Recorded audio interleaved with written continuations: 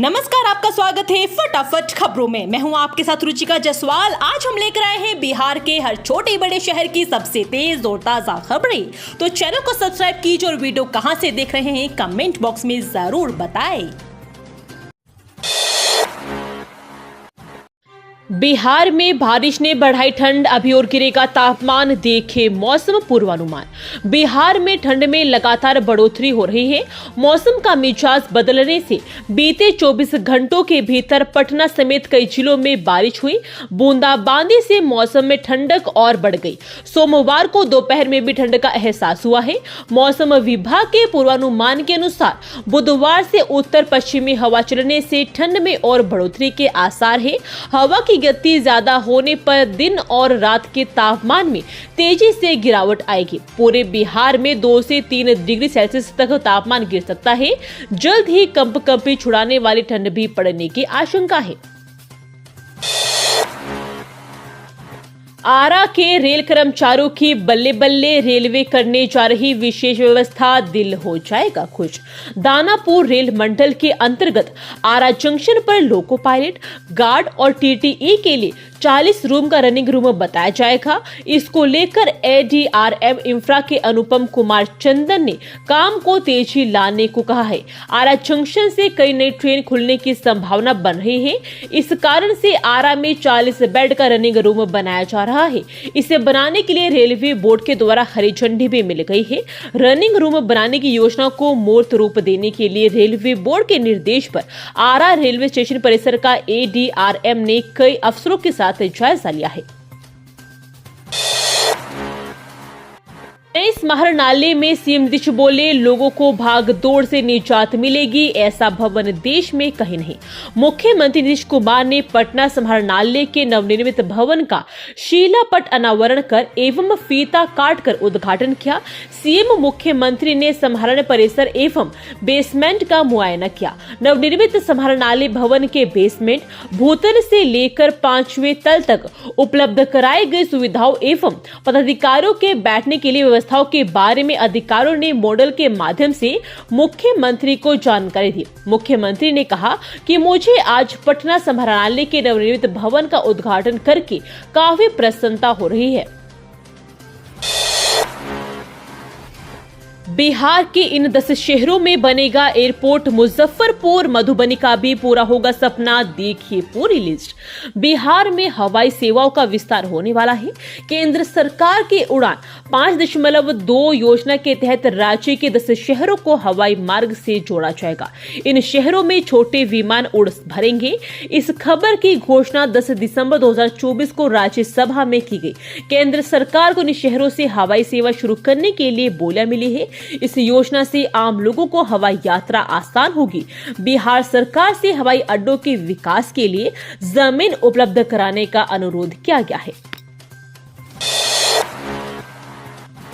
बिहार स्वास्थ्य विभाग में 2600 से ज्यादा पदों पर भर्ती के लिए आवेदन शुरू। जानिए क्या है सैलरी। क्या आपको मेडिकल फील्ड में अच्छी सरकारी नौकरी की तलाश है? दरअसल बिहार में आयुष डॉक्टर्स की बड़ी भर्ती चल रही है।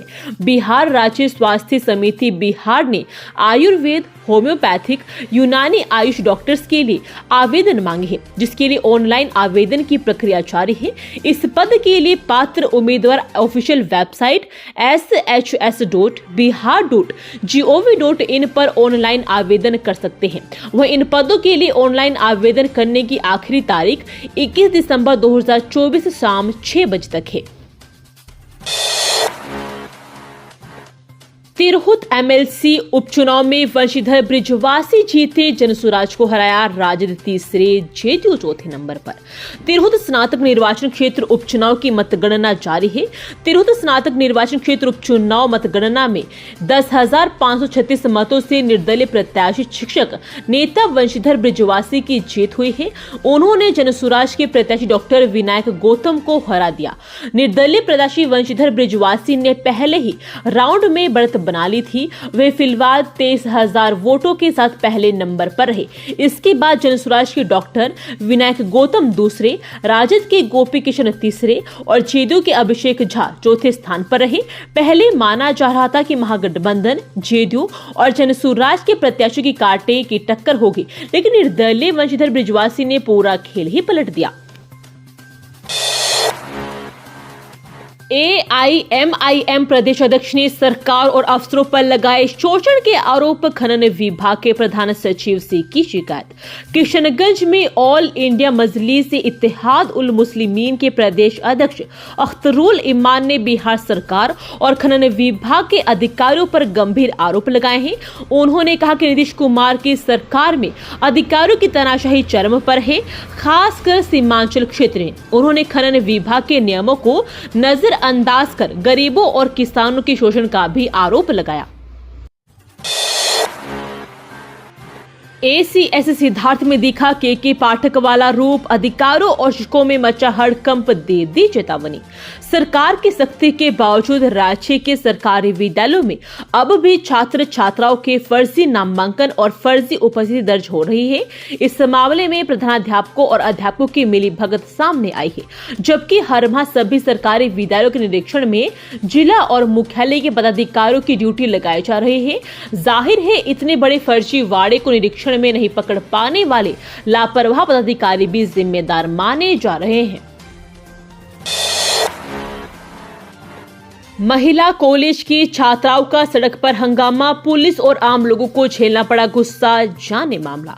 सहरसा जिले के रमेश झा महिला कॉलेज की सैकड़ों छात्राओं ने सड़क पर उतरकर जोरदार प्रदर्शन किया। छात्राओं ने महाविद्यालय और विश्वविद्यालय प्रशासन पर जानबूझकर सेमेस्टर परीक्षा में प्रमोट करने, रिजल्ट को पेंडिंग रखने और हर विषय के लिए 1700 रुपए शुल्क देने का आरोप लगाया। इस विरोध प्रदर्शन में जिले में अफरा तफरी मचा दी और मुख्य सड़क पर घंटों जाम की स्थिति बनी रही। बिहार में पटना से आरा तक लगा 70 किलोमीटर का जाम, 25 लाख लोग प्रभावित, पुलिस की बड़ी टेंशन। बिहार के पटना से एक हैरान करने वाली खबर सामने आई है। यहां 2 महीने से लोग भीषण ट्रैफिक जाम का सामना कर रहे हैं। इसे जाम नहीं महाजाम कहा जा रहा है। यहां पटना से लेकर आरा छपरा तक 70 किलोमीटर का लंबा जाम लगा हुआ है। यह जाम एक दिन से नहीं है बल्कि पिछले 2 महीने से लगा हुआ है। सड़क पर करीब 20,000 से ज्यादा ट्रक खड़े हैं। 1 किलोमीटर का सफर तय करने में 1 घंटे से ज्यादा का समय लग रहा है। ट्रक रेंग रेंग कर सफर तय कर रहे हैं। 3 जिलों की पुलिस परेशान है, लेकिन अभी तक कोई ठोस उपाय नहीं किए गए हैं। 70 किलोमीटर के इस दायरे में कई गांव और शहरों के लोग परेशान हैं। बताया जा रहा है कि जाम के दायरे में आने वाले करीब 25 लाख लोग प्रभावित हो रहे हैं। उनकी रोजी रोटी पर संकट खड़ा हो गया है। बिहार में कम हो रही बेटियां, वैशाली और भोजपुर के आंकड़ों ने बढ़ाई चिंता। देवी उपासक बिहार में बेटियों की संख्या लगातार कम हो रही है। केंद्रीय स्वास्थ्य मंत्रालय की नई रिपोर्ट में यह बात सामने आई है। घटते लिंगानुपात से बिहार सरकार भी चिंतित है।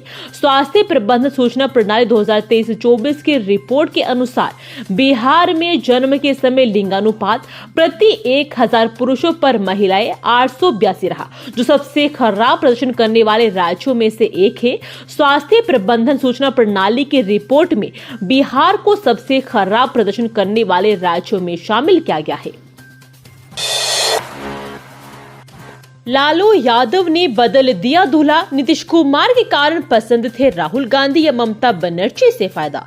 विपक्षी एकता की बैठक में लालू ने राहुल को कहा था, हम बारात बनने को तैयार, आप दूल्हा बनिए। विपक्षी दलों की बैठक नीतीश कुमार ने बुलाई थी, लेकिन संयोजक दिखने के बावजूद नहीं बनाए गए। महाराष्ट्र में भी कांग्रेस पिछड़ी और पश्चिम बंगाल में ममता बनर्जी ने भाजपा को नियंत्रित किए रखा है।